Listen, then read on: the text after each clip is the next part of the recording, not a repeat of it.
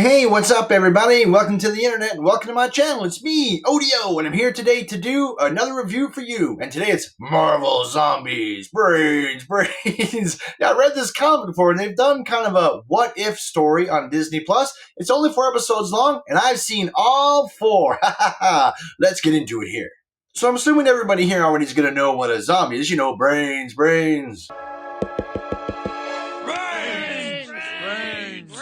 Well, the zombies in this one, they're not eating brains, but they're kind of the same. They're going around sort of shuffling, biting each other, getting other people infected, but it seems like a much more fast-acting virus.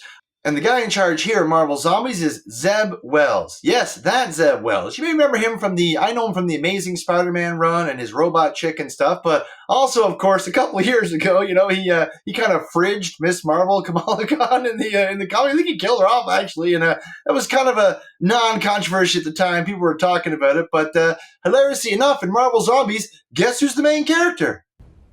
I am the light girl.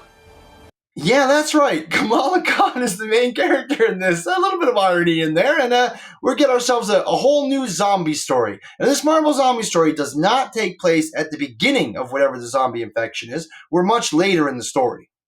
I can think of a couple reasons why they would do this, not the least of which being they're mostly just using the Phase 4 characters, and I guess it's a lot easier to have the other ones from Phase 1 through 3 as zombies and say, oh, they were already defeated or destroyed before this, because we do get an extremely weird cast here.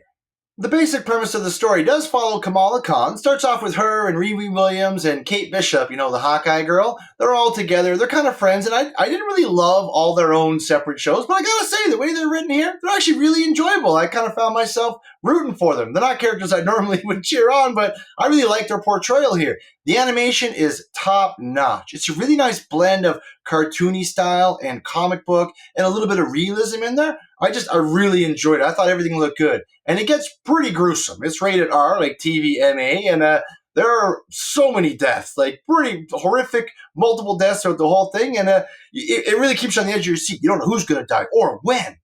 But the basic premise of the story is zombies have taken over the whole world, and they're all being controlled by the Scarlet Witch. Yeah, she's the queen of the dead in this, the ultimate villain. And Riri and Kate and Kamala, they're sort of trying to figure out a way. They're trying to survive in this zombie apocalypse. And they end up seeing a ship crash, and they find this little device.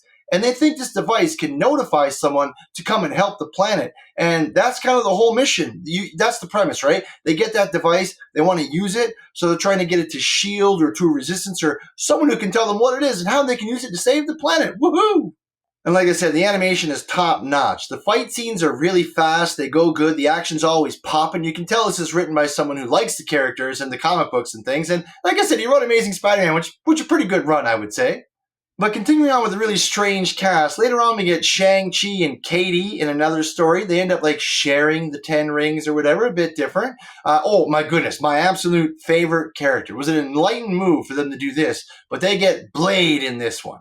But not only do they get Blade, who has the likeness of Mahershala Ali or whatever, but it's also, he's got Khonshu inside him. So we have Khonshu Blade, because Moon Knight was infected by the virus. Khonshu fled over to Blade, and wow, what an awesome combination. His eyes are always glowing white. He always sounds like super wise, and he gets, in my opinion, the best scene in the whole show. It's pretty early on, like episode 1, but, you know, the Thunderbolts some of them are zombies. You know, Ghost from Ant-Man and the Wasp? Well, she's like going through walls and cutting people up with a sword. And Khonshu Blade has a one-on-one fight with her. Oh, man. It was awesome. I was like, yeah, go. The blades were going so fast and everything. It was wicked. Like one of the best parts of the show for sure. Later on in the show, too, you know, some of the disparate groups kind of meet up, sort of like a Walking Dead vibe. They're sort of finding each other in the undead wilderness, and we get a Baron Zemo sighting. We get the raft, you know, that Avengers kind of prison that they built in the water? We go there at one point, and we get some really cool underwater scenes. One of the coolest moments in the whole show happens in the underwater scenes. We get zombie Namor. You know, I used to call him Namor, the Submariner. But someone else told me he's supposed to be the Submariner. Who knows? He looks awesome in this, though. The undead version of him, he gets locked in the Hulk cage. He comes hunting them down under the water. Oh, it was so good. I really liked him trying to have to deal with that guy. Namor. Really cool though, as the whole thing's going on. I get a Halloween tone, Halloween vibe. You know, zombies are sort of Halloween, and it's late September, so I like this. You know, there's no pumpkin spice in it or anything like that, but we get some really cool action, some scary looking zombies, and honestly, some of the most brutal deaths I've ever seen in Marvel. Marvel shows don't normally do things like this. Like I said, this is probably the best animation I've seen since X-Men '97, which I also really enjoyed, if you can see on the channel. But I absolutely loved it. I love the action, the killing, the fighting. The zombies are great, like especially they're more like dreadnought zombies. A lot of them still have their abilities, like Hawkeye. Oh my goodness, Zombie Thor at one point. You get some really crazy moments. Captain America had an especially creepy one. Of course, we also get like Valkyrie and some of the Asgardians. They're in it for a bit. They're pretty cool. Oh, one of the best is Jimmy Woo. Randall Park from Ant-Man is in this. Oh my god, his character is so much fun and interesting. Him and Death Dealer are kind of friends, and yeah, like I said, it's great. And you know, one of the worst things you can do is kind of buy in and start liking the characters, because goodness knows when they're going to get eaten, killed, or just in general torn apart. A lot of people get cut in half in this. As I mentioned, the Thunderbolts are in it. We do get some of the Black Widows show up. Red Guardian is in it quite a bit. He's a good comic relief too. I really like that guy. David Harbour plays him. Does a great job. He's just so funny. He comes off as a goofball, but also really strong and willing to die to defend those he loves. And of course, we do get Spider-Man. Seth Wells wasn't going to not bring in Spider-Man at all. He's in it a bit. I would have liked to see a bit more of him. I like seeing his character. I loved him on the screen, but I instantly wanted more. I was like, oh, there's Spider-Man. Oh, where's he going? Like, is he coming back? What's going on in here, right? We follow Kamala the whole time. And by the time I get to the end with Kamala, I got to say, there was a few questionable decisions she made.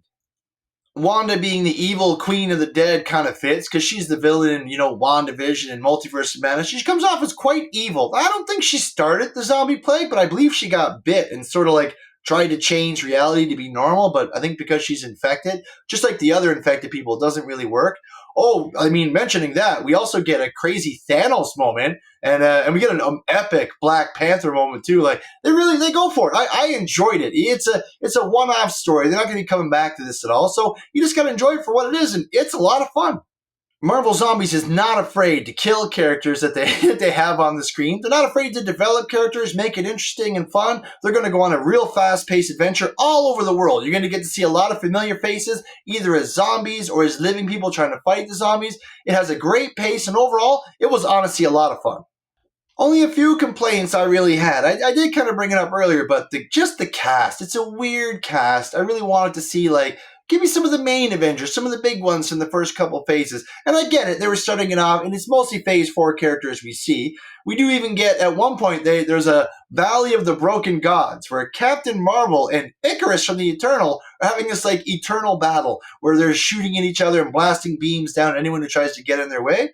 Pretty cool, sort of a broken world take on things. I like that. We didn't get enough of things like that, but we did get some. I liked it. I found that part interesting.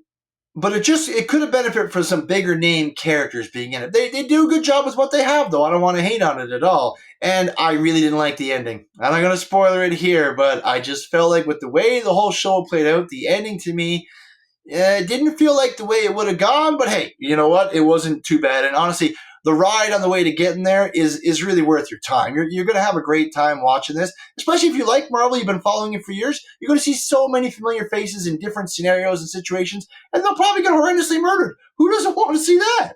Stop it. Get some help. I thought it was great. I would have liked a different take on Hulk, too. I won't ruin that either, because he's also kind of the end game of it later on. But yeah, I would have liked a different. I wanted to see Savage Hulk just eating everybody up all over the place. But overall, this was just great. If you've read the Marvel Zombies comic, you know what's coming here. You know the zombies are going to eat everything. I think they even eat Galactus in one of the old ones I read when I was younger. But it gets pretty cool, and it's a one-off story. So the ending is kind of the ending. I don't think they're going to be coming back for any more of this, but overall, this is a pretty easy one to recommend. Marvel really, I don't know, they kind of knocked it out of the park on this one. I'm going to give this an 8 out of 10 on the odometer. Great action, great animation, a lot of fun. Could have had a few better characters I would have liked a little bit more. Could have done a little bit better on the ending, I think. But overall, this is a great time. Go on and check it out. You got Disney Plus and binge it. It's only about 2 hours to watch all 4. Watch it like a movie. You won't regret it. That's the best way to enjoy these. That way, all the episodes flow together really well. But thanks so much for watching this far, guys. Really appreciate that. Please like, share, and subscribe to the video. And remember, everybody, stay out of trouble.